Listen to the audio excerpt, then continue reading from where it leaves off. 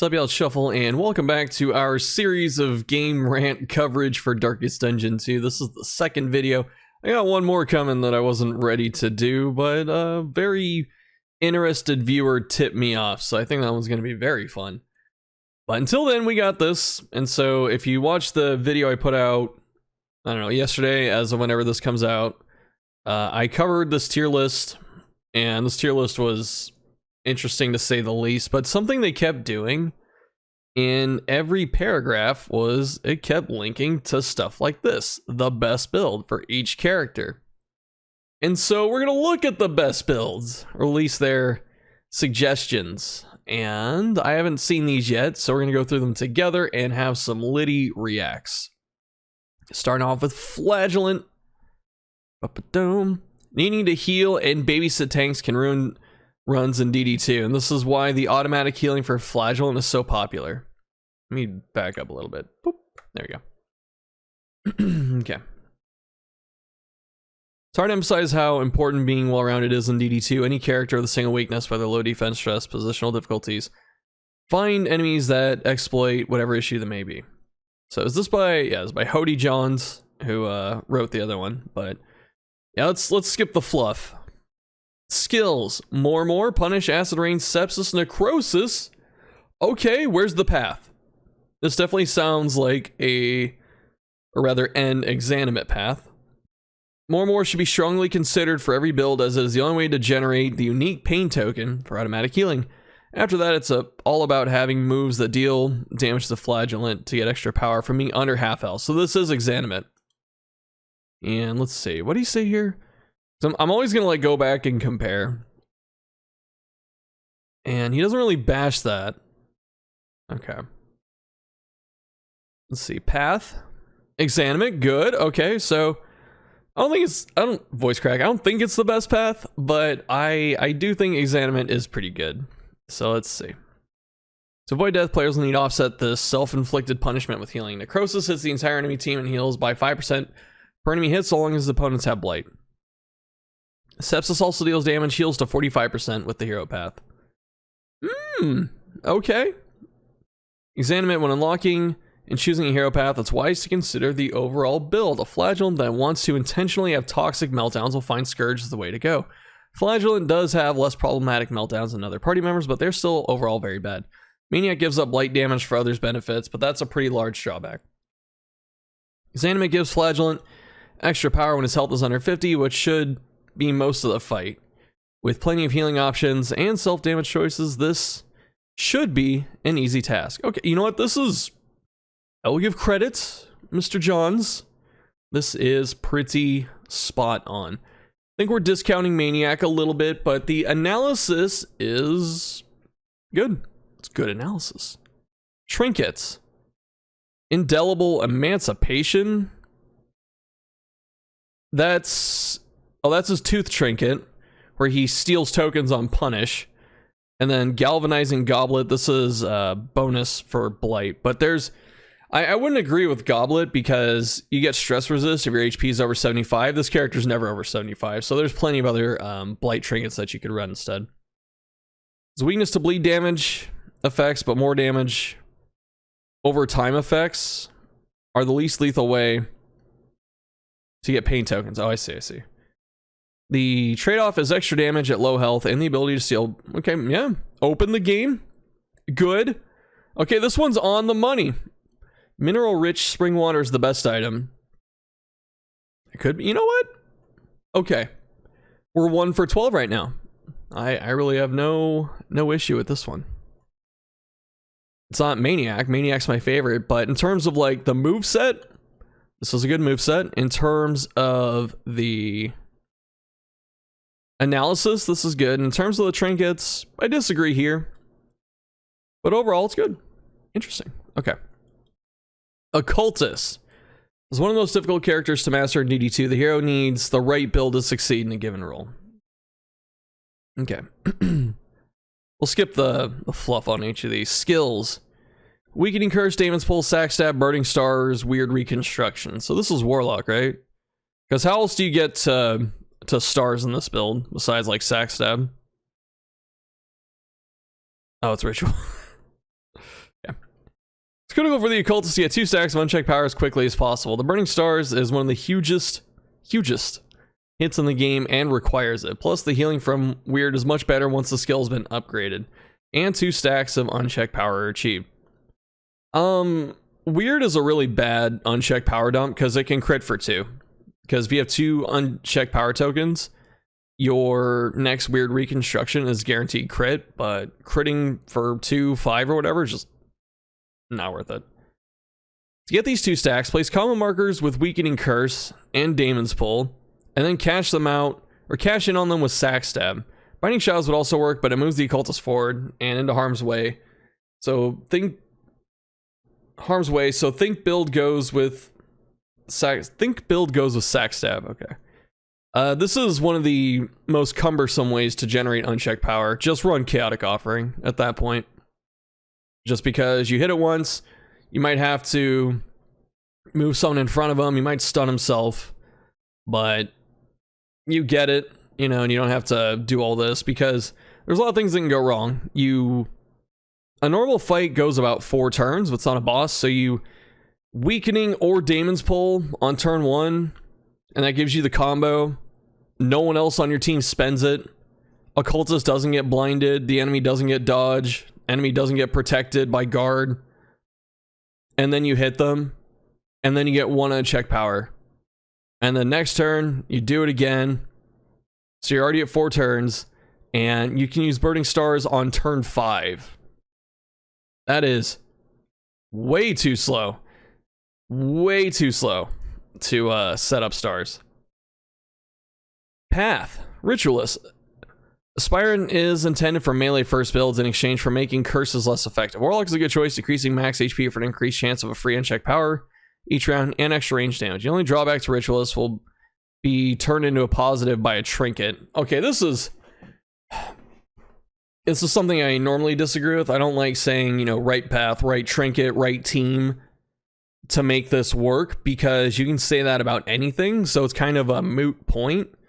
What they're referring to is Footman's Grog, which turns the vulnerable token that Ritualist gets per turn. It's a 33% chance, but it'll turn it into a block token. So that means you have to get Tangle when your team is ready for it, and then go fight General, beat General, and he has to drop Grog. And then you put it on. And then for about 1.5 regions on the mountain, you can randomly make block. That's a lot of work for something like that. And then you couple that with how we're saying if you have to generate unchecked power through this very cumbersome mean, it's not worth it. So Warlock is just better if you want to spam stars. You can use Ritualist for other things, but it's not Burning Stars. The benefits are numerous, adding a litany of potential buffs when using Weakening Curse. This doesn't talk about vulnerability hacks. This person probably thought that... Oh, because, yeah, Hex isn't in here. So Ritualist says curse skills give tokens, like strength and crit and stuff like that. That includes Weakening Curse, because curse is in the name, but also vulnerability hex, and I think malediction. But we're not running malediction, but Vuln Hex should be in here. Probably over stars. And so we're not running it, which means this person probably doesn't know that it counts.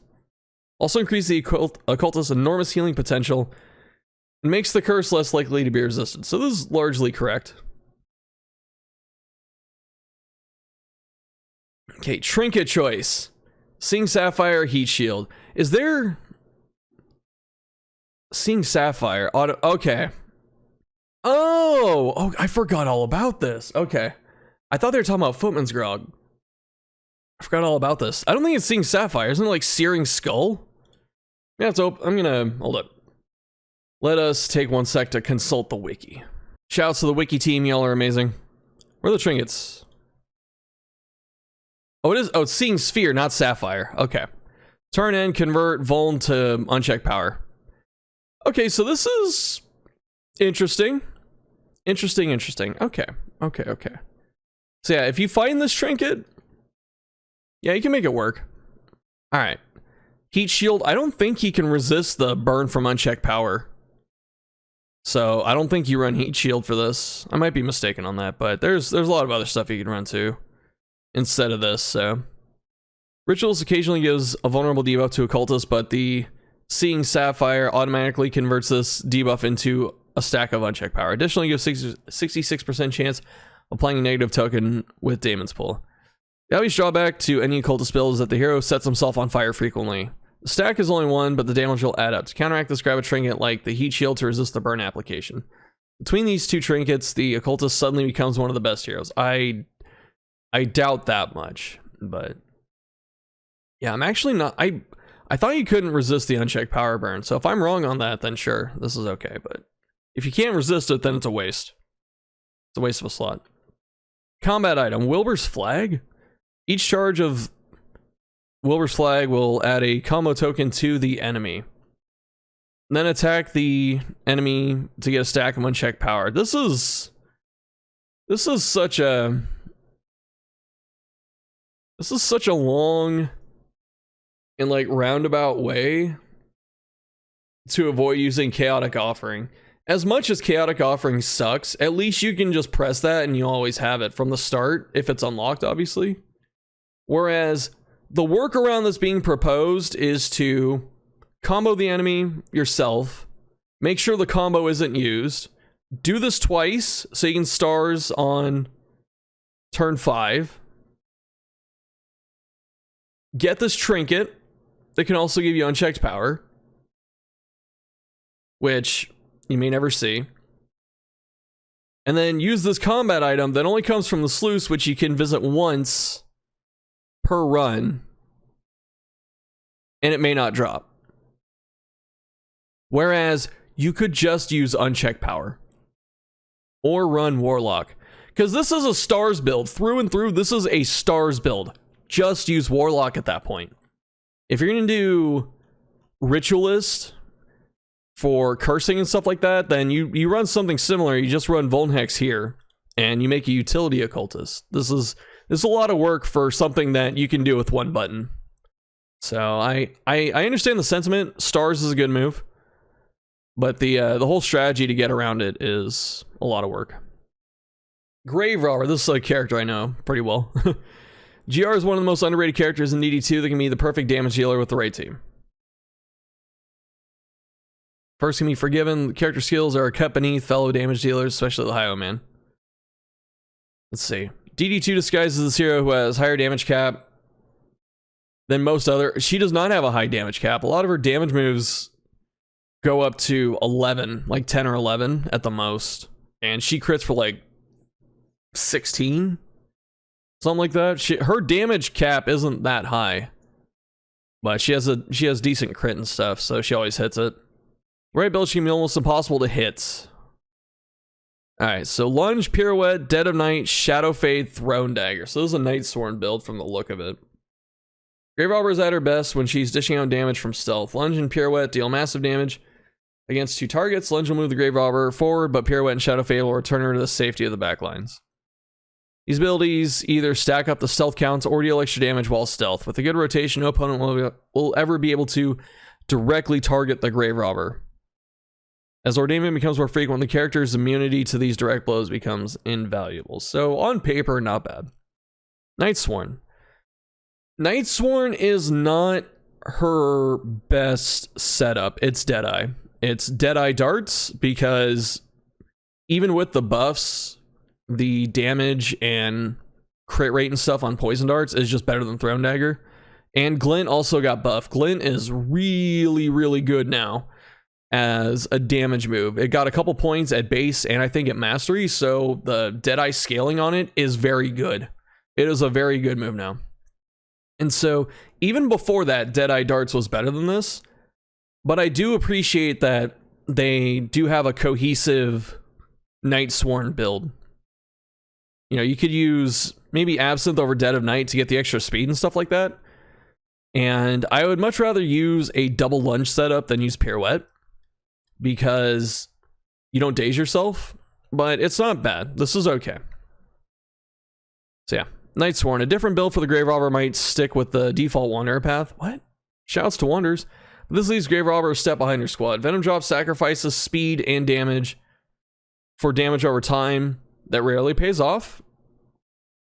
Okay. Deadeye increases range skill damage but punishes melee skill and resistances. It's only move resist.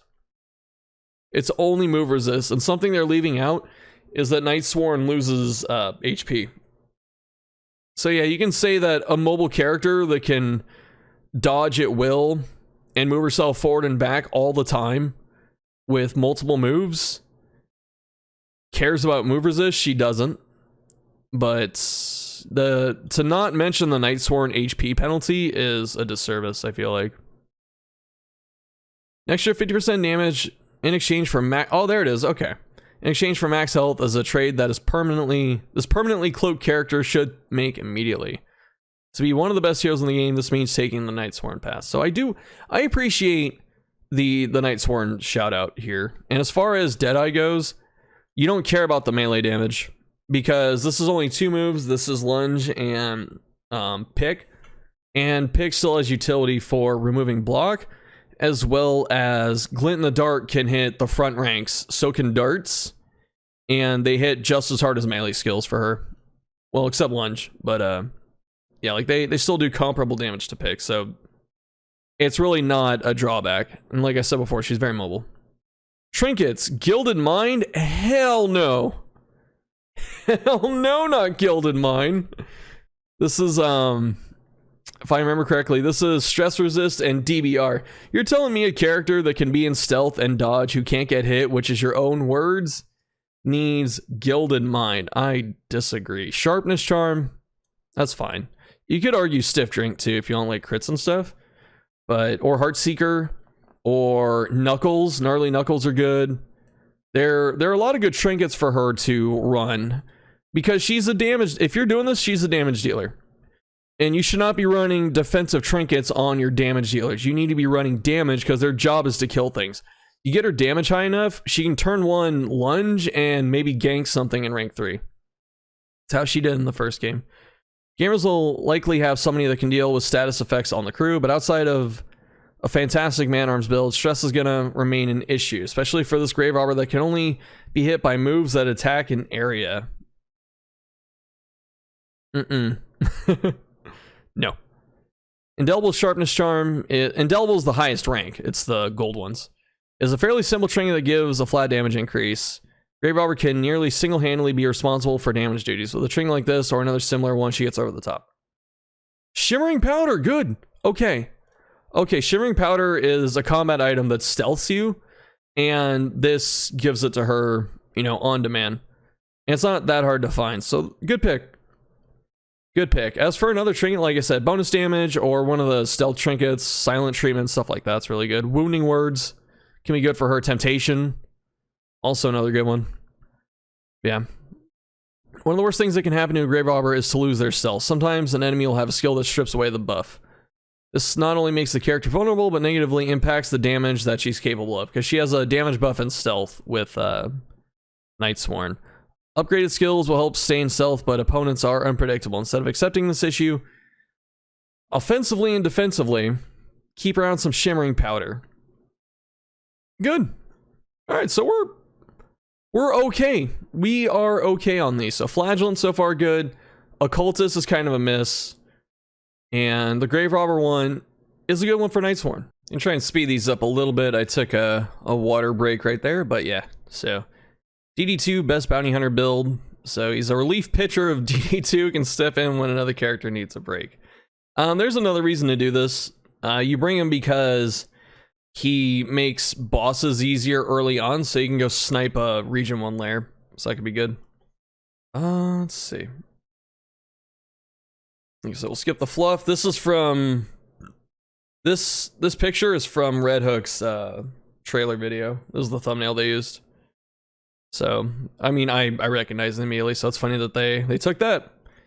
Alright, the skills is a good loadout. So, Mark for Death, collect bounty, come hither, finish him, uppercut. Bounty Hunter can be played as a ranged damage dealer, but the entire point of the class is to stand in front of somebody who is beat up, or stand in for somebody. Usually the character absorbing the blows is on the front line. You can still guard and stuff. So he starts out mastering all skills, so you don't need mastery points, which is nice. Path professional, he only has one path. This is wonder. Important thing to know about professionals that it has a 50% chance of not using up combo tokens. True. Means that BH should be the one to get dibs on combo tokens, since there's a good chance he will apply it or replace it. Good. Okay, this is correct. Let's see. Dude! Trinkets. Crime Lord's Molars. And Vengeful Kill List. I'm assuming this means one or the other, because you cannot get both. BH only spawns with one trinket, and he can't come in with two of them. He can't come in with both of his class trinkets, or 2 out of 3 of them. He can't do that. And as far as this goes, the Crime Lord's Molars is okay for this build. I mean, it's decent for this build. The kill list is better for what they're doing, but I mean, you're not guaranteed to get it. So it's like, what do you give him if you don't have those? Bounty Hunter gets his unlocked trinkets when he's hired at an inn, which makes trinkets a core part of the build. Unlike other classes, his trinkets don't have drawbacks. I mean, most of the indelible trinkets don't have drawbacks either. So it's not something unique to him. Like, Greater Sharpness Charm is just 20% damage. It's not 20% damage and then like 1 stress a turn or something. So, let's see. With these trinkets, he deals more damage and cuts through resistances. Kill list gives him an extra 3% damage in damage every time he kills an enemy. Yes, this is good. Yeah, true. Wilbur's Flag is good for him, but again, you have to find it.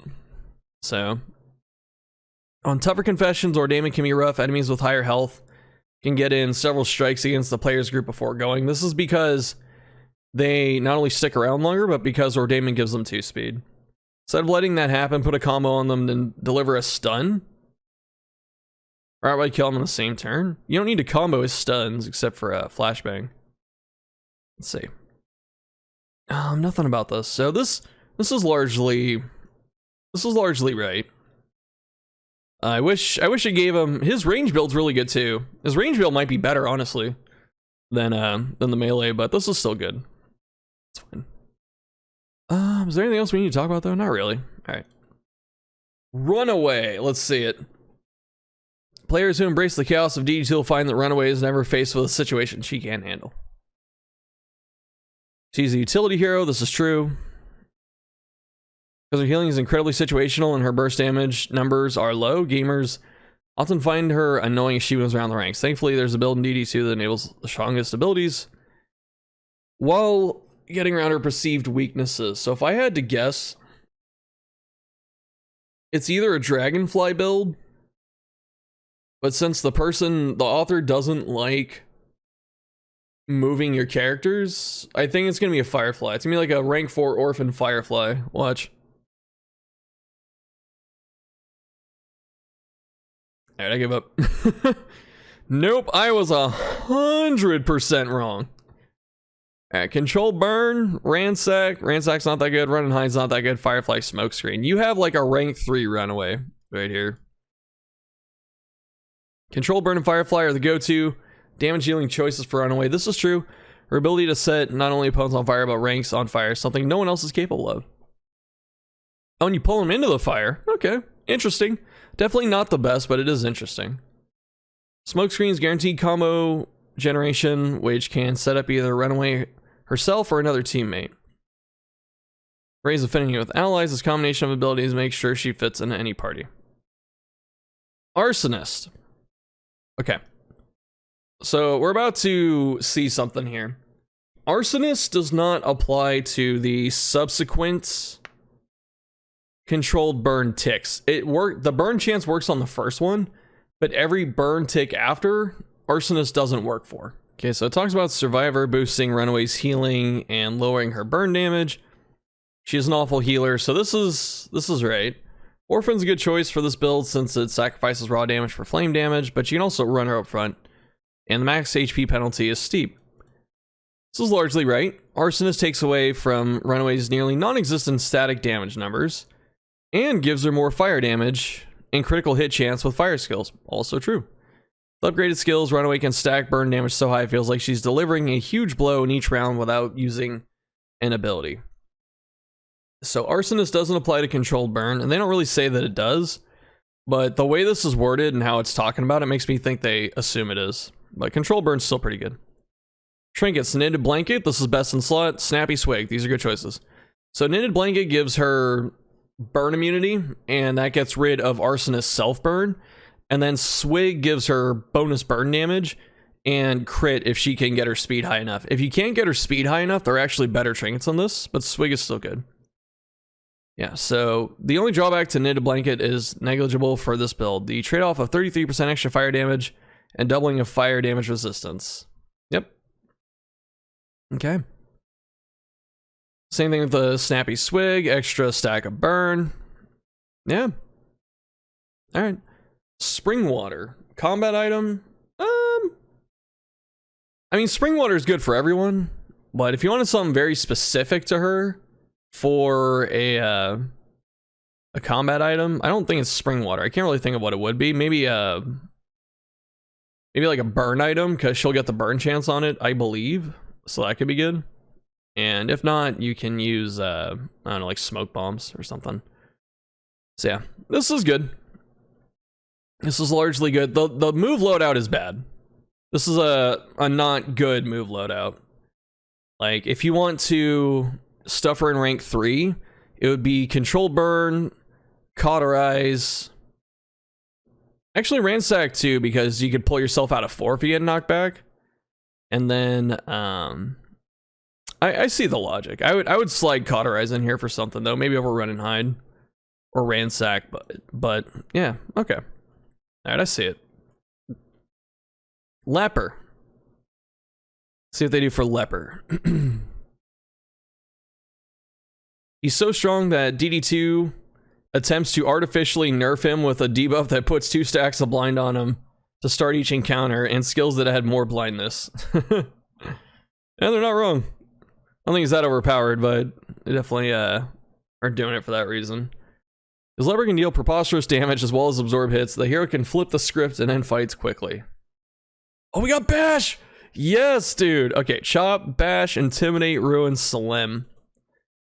Ruin is a boss killer. So if you wanted to run something like this, you would use Revenge. But if you're gonna do Intimidate to get taunt tokens, then Ruin, I could see the synergy. But honestly, I would ditch Intimidate and Ruin for Withstand and Revenge, or Reflection. Why isn't Reflection in here? That's what it should be. It should be Reflection instead of Intimidate, and then Revenge instead of Ruin. If this is Tempest, this sounds like Tempest when I'm looking at it. Instead of constantly accumulating stacks of blind, trying to get rid of them, the Leper's better off applying combo tokens. Intimidate adds combo tokens, as does Bash when it's... No, it doesn't. What? Thank you, Wiki. Intimidate doesn't combo. Purge does. Alright, where's Intim? Yeah, Intimidate doesn't combo. Purge does. Bash does when upgraded. Oh, Purge does when upgraded too. It's not even base. What are you talking about, dude? What's happening? What's happening here? Intimidate adds common tokens, as does Bash when the skill's been upgraded. This allows Chop, Leper's signature damage move to ignore blind stacks. Usually, if you're using these to combo something, I mean, you can do it so Leper gets chopped the turn after, but usually the benefit of this is to give the combo token to someone else on the team. And something we're not talking about here is that the other good reason to use Bash, Intimidate, and Purge and stuff is if Leper's blinded, you don't have to use Reflection if you only have 1 token. So that way you can, 50-50 a hit to do a little extra damage and have like an extra effect. And it's a little bit higher tempo than using Reflection. So I would like to see that mentioned. Ruin adds more damage for Leper every time the hero takes damage. Solemnity is one of the best self-healing abilities in the game. And you can go almost to full health. So it's not talking about the Intimidate taunt into Ruin combo, which is what I thought they were going to do, but it doesn't sound like it. Unfortunate. Tempest, good pick. There's a good pitch to be made that no pass should be taken for the Leper. Poet helps with stun resist, move resist, and Salem. These aren't important enough to take a 25% damage reduction. Depends on the fights. Monarch gives Leper massive penalties in exchange for a good first round. What?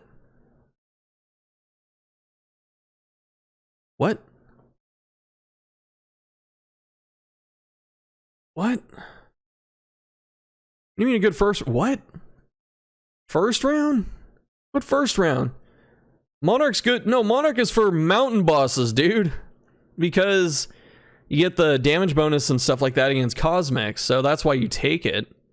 It's so you can style on the cultist fights in the mountain, not have a good first round? What? Path is terrible because first round will likely need to be spent applying combo token, wasting the damage. This doesn't even make sense. This, like, the way this is worded makes it sound like they think Monarch gives you plus 50% damage at turn start or on turn 1 or something like that. You don't want to waste that. This just doesn't... What this is talking about is just not in the game. At least not for Leper. I don't understand this at all. That's so weird. Tempest does reduce max health and slow him down, but Leper's likely going toward the end of the round anyway. True. Slim and good support, like from a solid Plague Doctor build, the max penalty for health shouldn't hurt. Benefit is extra debuff res, disease resist. It's not even disease resist. My voice is cracking. I've been talking a lot today, I'm sorry. But it's disease immunity. It caps you, puts you up to 95. Tasty boost and chop damage. Oh, these are so bad. Uncommon Seashell, that's his personal trinket. And then Fate's Foreteller, I think is the one where if you resist a damage over time effect, then it heals him. And this is never happening. Leper's base resists are very bad, and you're not running Withstand. So his chance to resist anything is just not happening. Not at a pace high enough that you want to use this. The best trinkets for Tempest are Cruel Intent, because you get the bonus crit chance if he's blinded, so you can hit things with combo tokens and get huge crit chance. Goading Gargoyle, because it flips blind into strength, and there's an Antiquarian trinket that removes negative tokens each turn, and you can use that to remove blind. So there are many better trinkets than these two. These are just not. These are not Tempest trinkets. These are different things. Let's see. Oh, this is why they're talking about it. Okay. So the Seashell gives Intimidate a combo token. They may have changed that. I don't know if the wiki has it or not. Maybe it was this. And they changed Inevitable End. Yeah, okay. So apply on hit, combo. Okay. Oops. I don't like building around class trinkets that cost a lot of baubles because you may not see them when you have the resources. So it's not, you know, the best. Like this is basing your entire build around finding a trinket and hitting Intimidate. And what do you do if you don't find this trinket, you know? I listed some other trinkets, but I gave big list of what to use if you find them, but really you could just use Sharpness Charm. That's easy enough to find. Gnarly Knuckles, just for some damage. Let's see, the hero will also take less damage with negative tokens, increasing chance to get bleed effects. Thanks to Ruin, taking constant damage with lepers makes the damage ceiling soar. To deal damage, the leper will be taking many small damage sources. Fate's Foreteller increases or heals him for 20% when he resists damage over time, which will happen often when combining these two. And Tempest resistances. What's it talking about? I don't think his bleed resist goes up for this. It's one of the best hero paths to unlock. Tempest is his best path, I will say, but it's just because Monarch's like worst Tempest and Poet's too niche. Poet's actually okay, but you have to like really have a goal in mind when you pick Poet. Wilbur's Flag. I would like to see something that's not Wilbur's Flag for all of these characters, because again, you may not go to the sluice, it may not drop. So why is this here? Alright. Next up, Hellion. What's it say here? She can take hits on the front line, deal out preposterous damage when she's got the right build. One issue players have with tanks in DD2 is that they do a great job absorbing damage, but this concedes defeat to an enemy that relies on a battle of attrition. I mean, yeah, you want to be able to do damage, but all the tanks in the game can do damage, so Hellion ensures that every run in DD2 is not lost by a lack of damage. She's a solid frontliner, or frontline combatant, and an off-tank that can dish out the most brutal strikes. True. Oh, yeah, what? Okay. Toe-to-toe, Howling End, it's the old rotation. Revelry, Adrenaline Rush, and If It Bleeds. Where is Iron Swan? It should not be If It Bleeds. It should be Iron Swan. And if It Bleeds is on here, are they playing on the new build where Howling End moves you back? Because if not, why do you have this? If you go into rank 2, you toe-to-toe. Trick to Hellion is managing the unique Winded buff. No, it's managing her HP so she keeps her bonus damage when she's under half. Because when she's under half, she gets 25% bonus damage. When she gets under 25%, she gets another 25% bonus damage. So if she's at a quarter health or less, she has plus 50% damage, which is why she can hit so hard.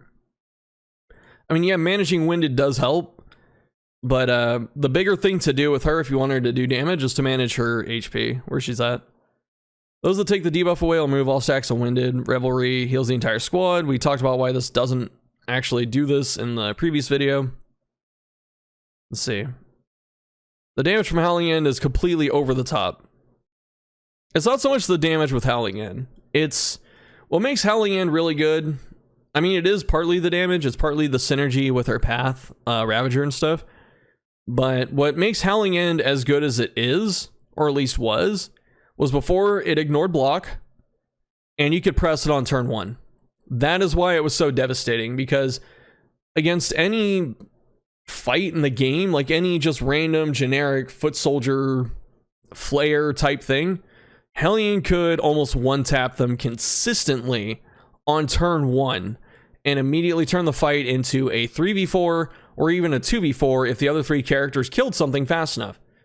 That's why it was so good, and there's no mention of that here. Toe-to-toe will keep Hellion up front and counteract the back movement from Howling End. Okay, so yeah, this is from the recent build. Okay. Adrenaline Rush will also get rid of the debuff and heal Hellion. Keep in mind, the class does more damage when injured. Okay. Alright, they're hitting the right. No!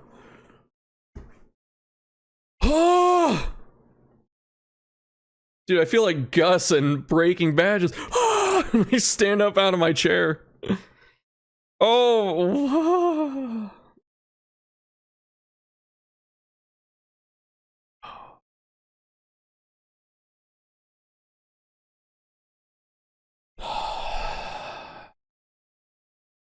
Berserker. Ravager build is best for pure tank, because it adds a maximum health and rank 1 damage while penalizing bleed chance. Carcass, which is actually the best pure tank build, because it generates block every single turn, and she can taunt through Yop and weaken enemies. That's why it's very good. Carcass sacrifices virtually all damage by giving an extra Winded stack in exchange for shields. That's block tokens.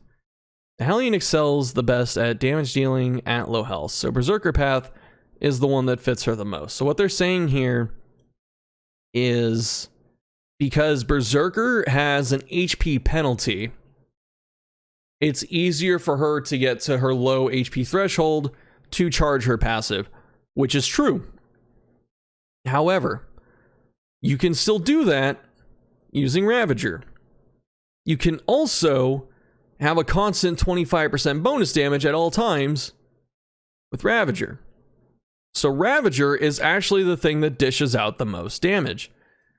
And if you run Carcass and you're worried about damage dealing, what you're supposed to do is use Carcass and then either spam If It Bleeds or spam Bleed Out because they do damage over time, and your on-hit damage doesn't matter. So this was kind of suspect. When I saw this instead of Iron Swan, I was a little concerned. And then when I saw this really just lost all credibility. For like an idea. So after unlocking a path, the one drawback is to maximum health, but this acts as a buff for the Hellion, who will do her best damage in low health. The extra crit and bleed chance. I think it's just crit. Does it crit? Got it. Dude, these articles just gaslight me into thinking I don't know the game. Because they propose things so matter-of-factly. Yes, bleed skills give crit, not flat crit, dude. I don't understand. Anyway, the extra crit and bleed chance is a perk, or as a perk, is the resistance to death. So death DBR gets upgraded, which can sometimes happen when playing around in the low health territory. Trinkets, bloodied branch, thrilling tap. No. Branch I think is off if it bleeds. Yeah. So if it bleeds, deals bonus damage or bonus bleed. Melee crits give you strength. So I see the idea. The idea is to spam if it bleeds. Oh, you just put her in 2, don't you? No. Oh, that's what they want to do. They put her in rank 2 so she can spam if it bleeds and then just slam Howling in. Why not run Bloodlust then? If you're going to do that, you don't have to run. I guess you still have to run toe-to-toe to fix your positioning because of how it works, but I don't know, man. This one's all over the place. Penalty on Bloody Branch and Rotten Tomato only applies when reaching rank 4, which should never happen for the hero. The extra bleed stacks and high chance to do extra damage after dishing out a critical hit are fantastic. God, I'm losing my mind. Holy Water. Oh no. I didn't read under this. If it says Holy Water to remove Winded, I'm gonna flip a table. With an incomplete team, players will often find they are shorthanded in some aspect. Helene for all her strength does have a weakness. Once both her charges of upgraded skills, Adrenaline Rush, both charges of Adrenaline Rush are gone. She can't do anything about damage over time effects. So what? You have teammates, you have items. You don't hit Adrenaline every time you're low health. You can hit Revelry and stuff. Helene's goal is to stay at low health and stay there. Fire, bleed, and blight effects take away her health when she's already low. This is why you run Ravager, so you have more space to survive. And blight effects take away her low health when she's low. To prevent taking fatal damage, some Holy Water, clear these effects up to go a long way.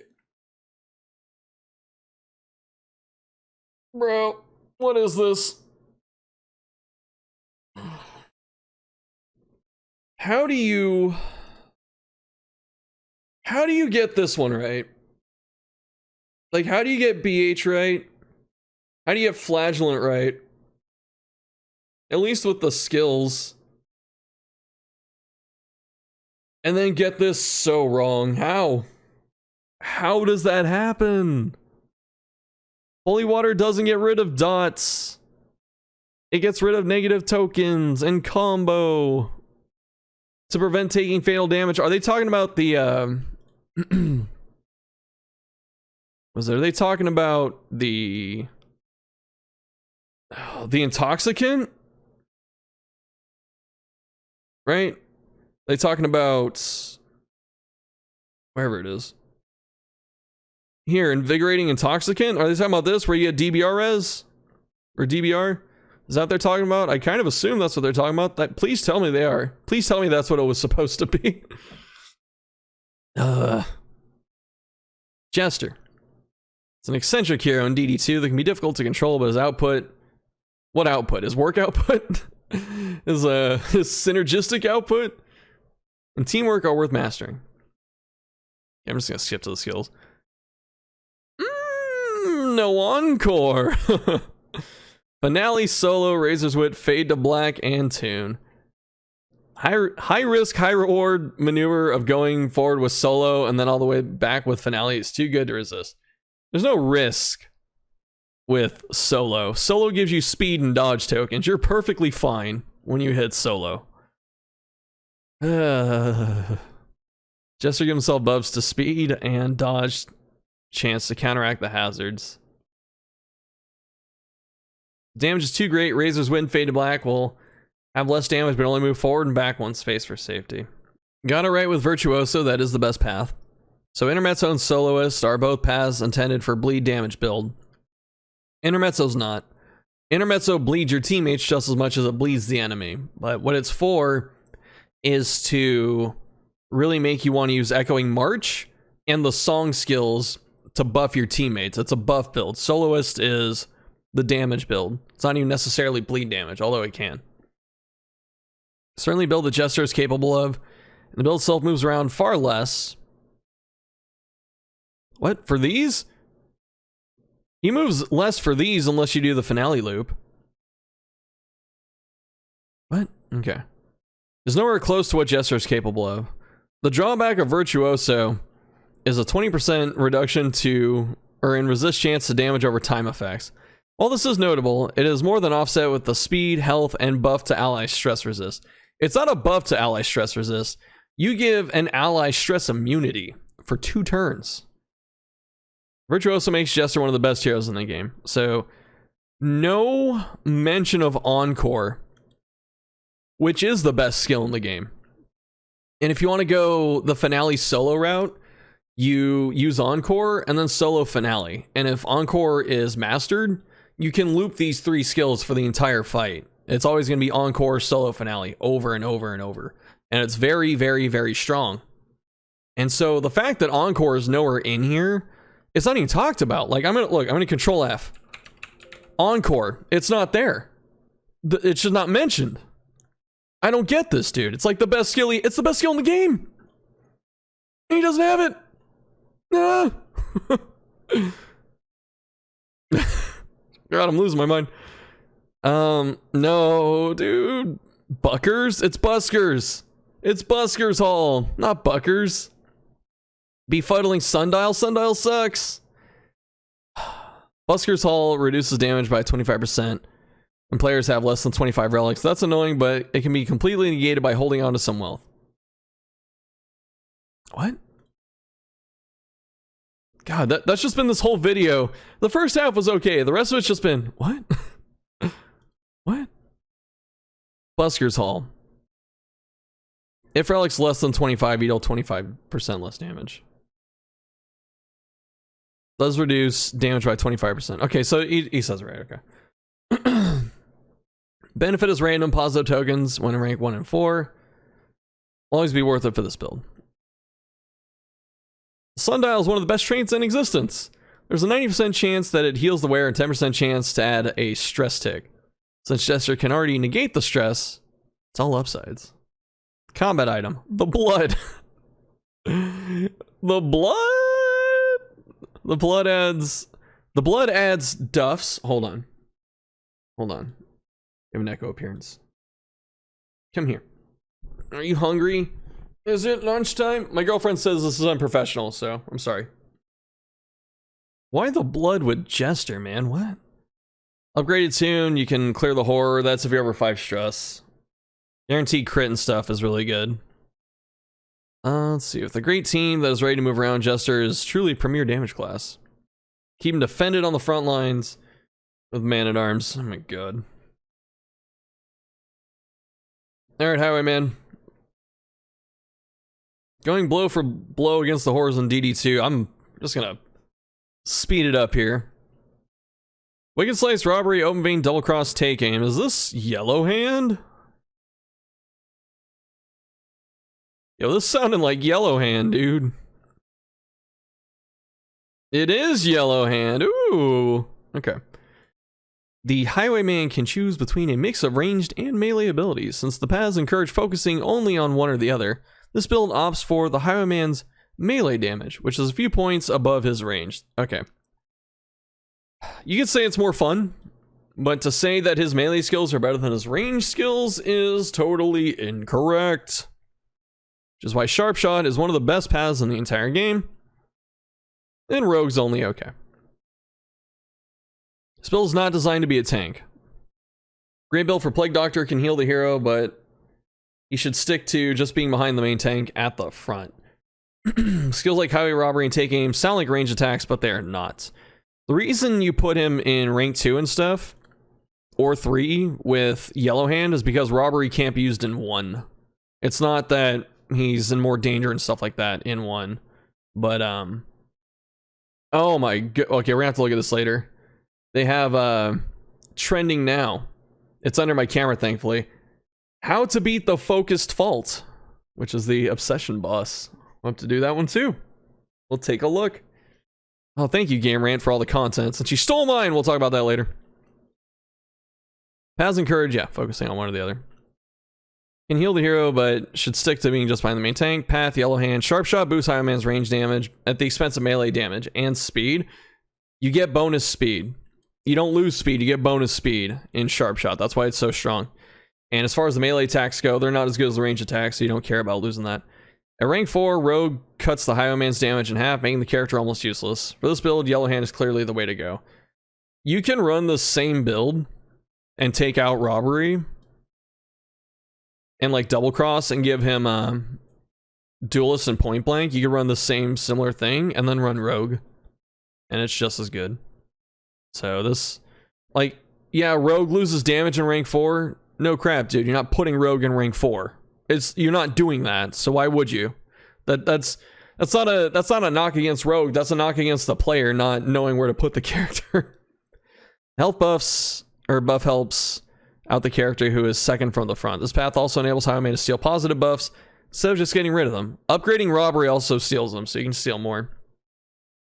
Popular characters from the franchise are coming back. Oh, Vestal.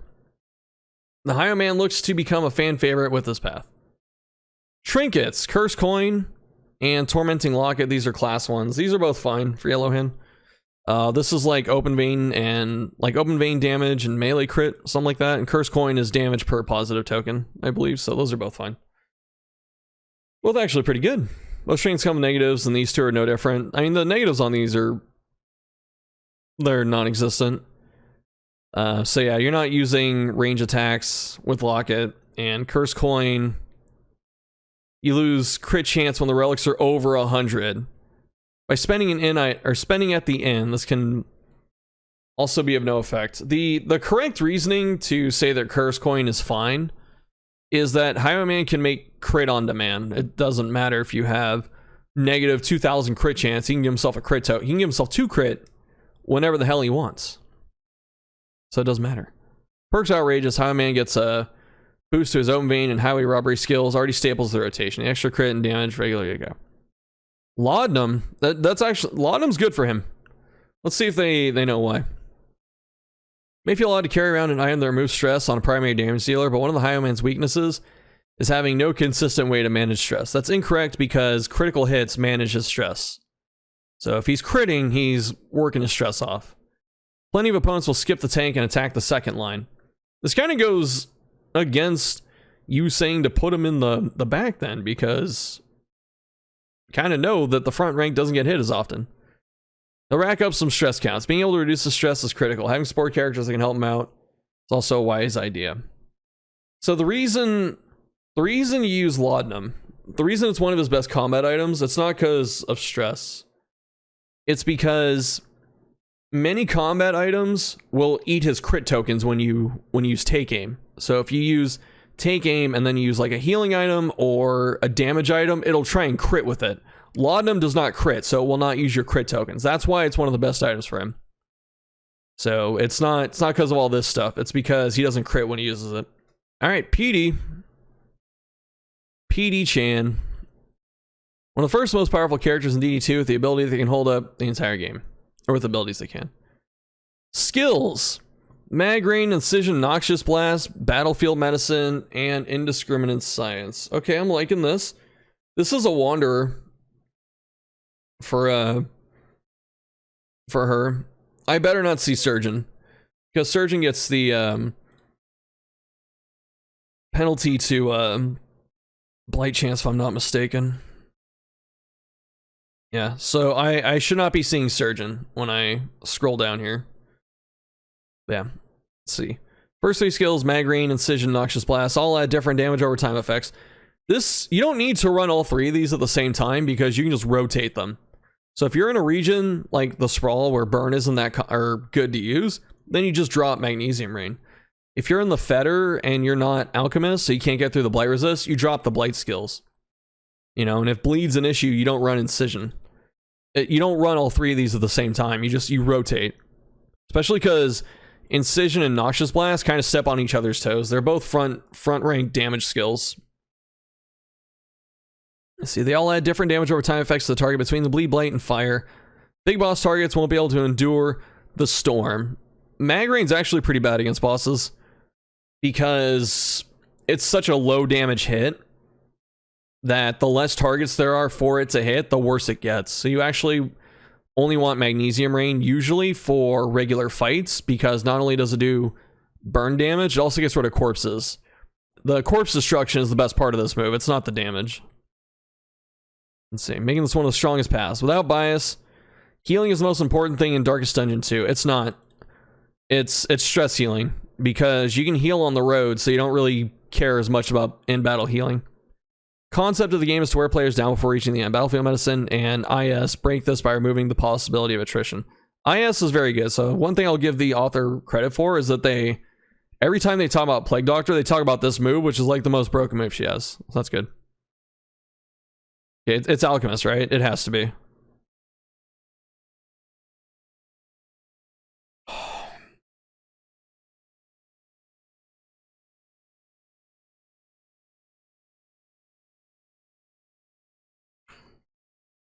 Let me zoom in. How far do I need to zoom? Do we see this? Do we see this? Do we see? Do we see?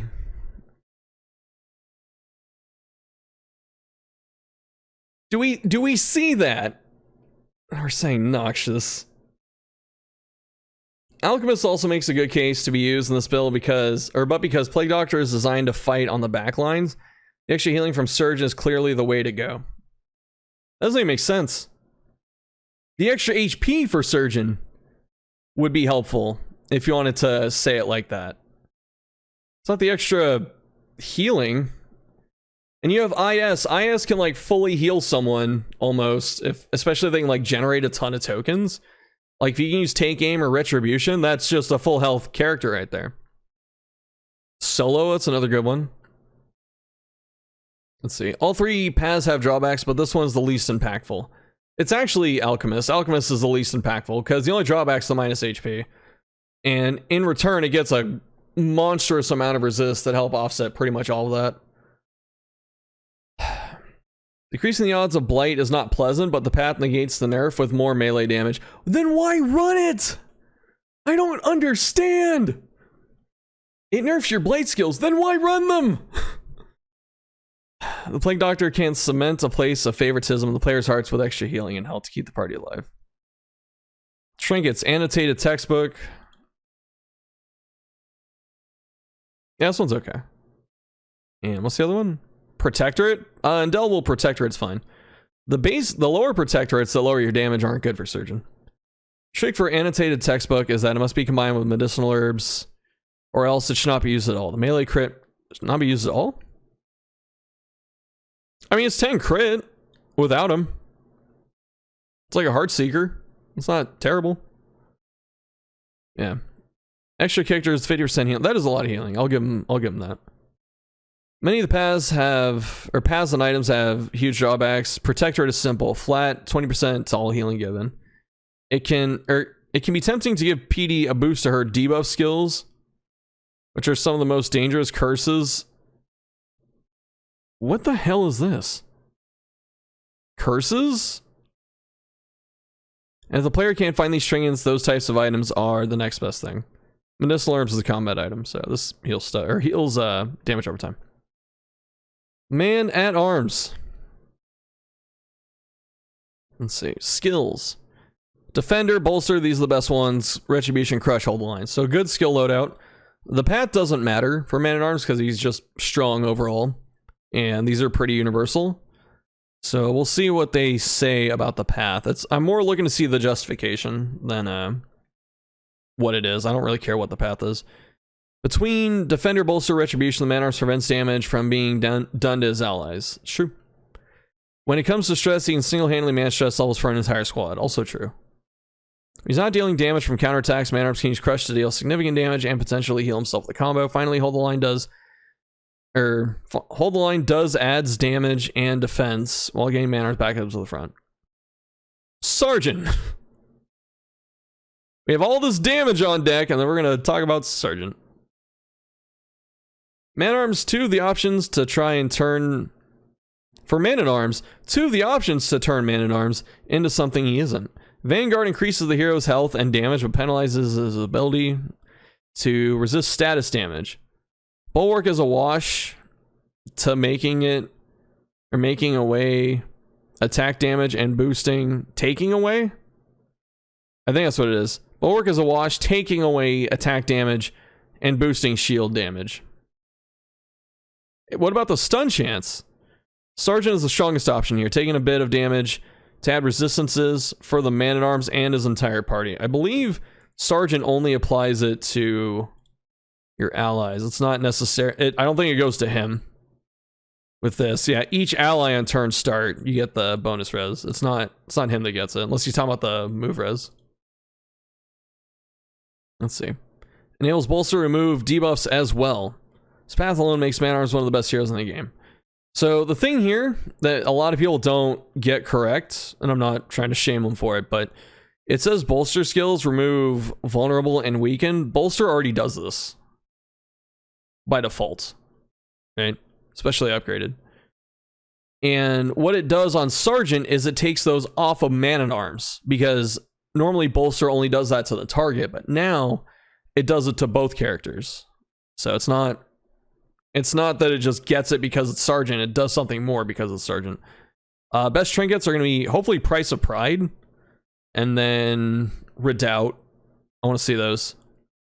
Close. Okay, Price of Pride, not Prince of Pride, Price of Pride. Oh, you got it right down here. Price of Pride has 2 drawbacks that apply if the Man-at-Arms goes first in the round or uses the... What do you mean, or uses the Bellow skill? It's not a drawback. You turn Bellow into a full party stun. It's not a drawback. It's a buff. This is a slow tank hero that will not be going first in rounds, and Bellow is not in the rotation. The upside is that 33% chance to add 75% block plus token. You should run Bellow. Like, instead of Crush or Retry, you should run Bellow in this build if you're going to use Price of Pride. Pustule Salve. That thing is so rare. And then we have Sundial, which I don't like Sundial. There are other things that are worth running before Sundial. Like, you could say Prodding Pendant, which is the one where if you take stress damage, you can heal HP.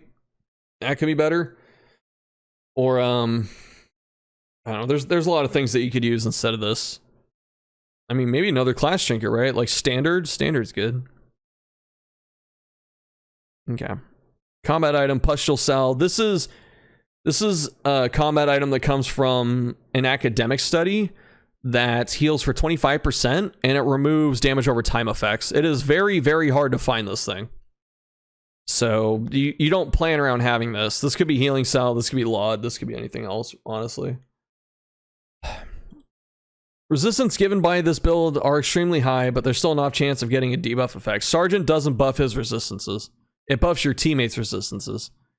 PD with an ideal build can alleviate the issue, but Man-at-Arms needs to be able to heal on his own. The Salve stacks twice can heal and dispel damage debuffs. In the rare event that an opponent gets by the Man-at-Arms and hits an ally, this combat item allows them to heal the other target. Alright, I want to see this rank 1 Vestal. I don't mean like frontline Vestal, I mean this this Vestal that goes into rank 1 on our tier list. Let's take a look. Many people feel PD and DD2 is so good at support, Vestal is flat out better. Okay, skills. Consecration of Fortitude, Consecration of Light, Grace, Comfort, Ministrations. So we have a no damage Vestal in a game that requires damage. Your Conviction Dump is Grace. So you just have conviction tokens standing on you the whole time and doing nothing. The consecrations are both good. One of these heals is fine. Ministration's okay, but this last one should be Mace Bash or Judgment for sure. These skills players can keep block or dodge up on the tanks and crit or strength up on the damage dealers for several rounds. True, it's gonna be Seraph, right? That's gonna be the path. See, Divine Comfort keeps the entire team regenerating health for those nicks and bruises. Ministrations gets rid of debuffs, so damage over time, and stun days. Also good. Enemies with huge ordainment buffs don't stand a chance. What does that even mean? Okay, Seraph, yeah. Seraph makes Consecration of Fortitude and Light last for 5 turns instead of 3, and give the Vessel her unique Consecration tokens every time these activate. So every time they get a buff from Consecration, she gets Conviction. Which means that having Grace as your Conviction dump is even worse, because if you're generating 2 Conviction tokens a turn, you need to be throwing out Judgment constantly. It's not just waiting to heal with Grace. You could use Mantra. I don't remember if Mantra gets Conviction interaction with Seraph, but I know the other ones, at least one of the other ones do. Chaplain should.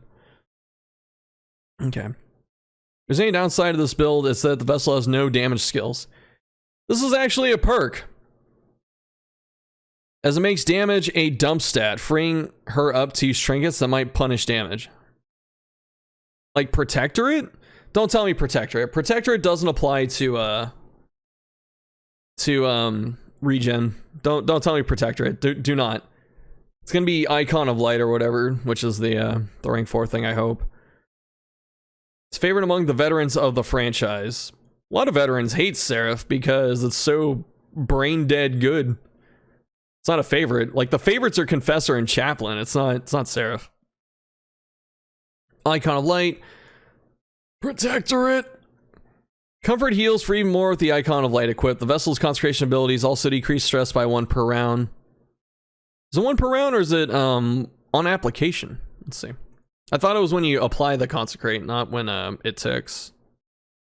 Let's see. Yeah, target Consecration skills. I'm 99% sure it's when you put it down. It's not when it ticks. Let's see. Virtually eliminating stress as an issue. The cost is 50% reduction of melee damage, which is not impactful for this build. You could still run Judgment!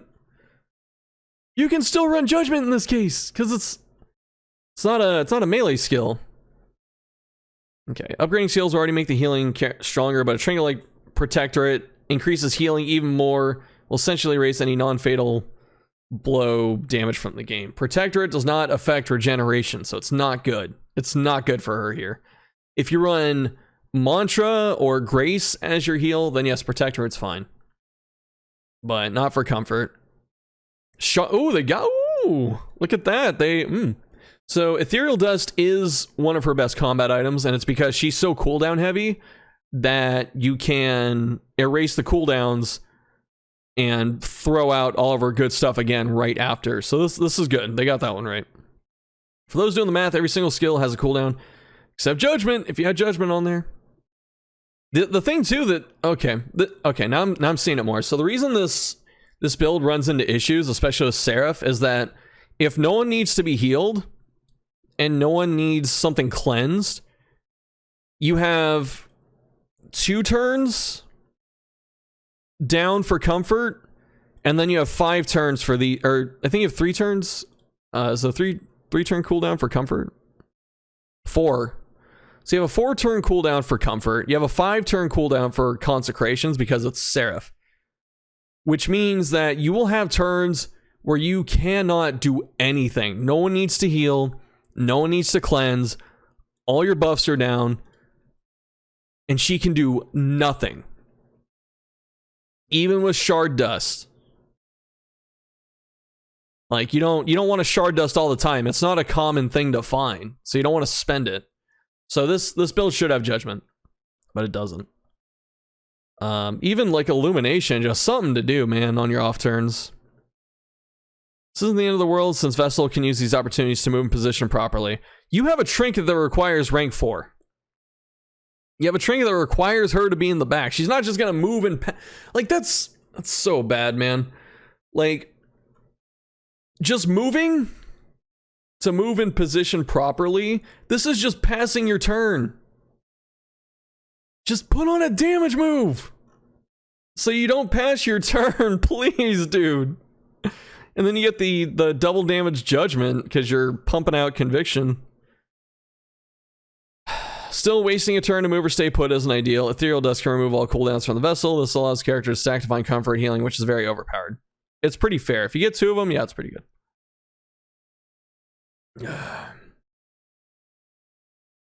Alright. This video's gone on too long. Thanks for watching. I hope you enjoyed it. We got 1 or 2 more we're gonna do on Game Rant because I got an interesting email, and it sounds like they plagiarized one of my videos, so we'll take a look at that. Let me know what you think down below in the comments. Thanks for watching, and I'll see y'all next time.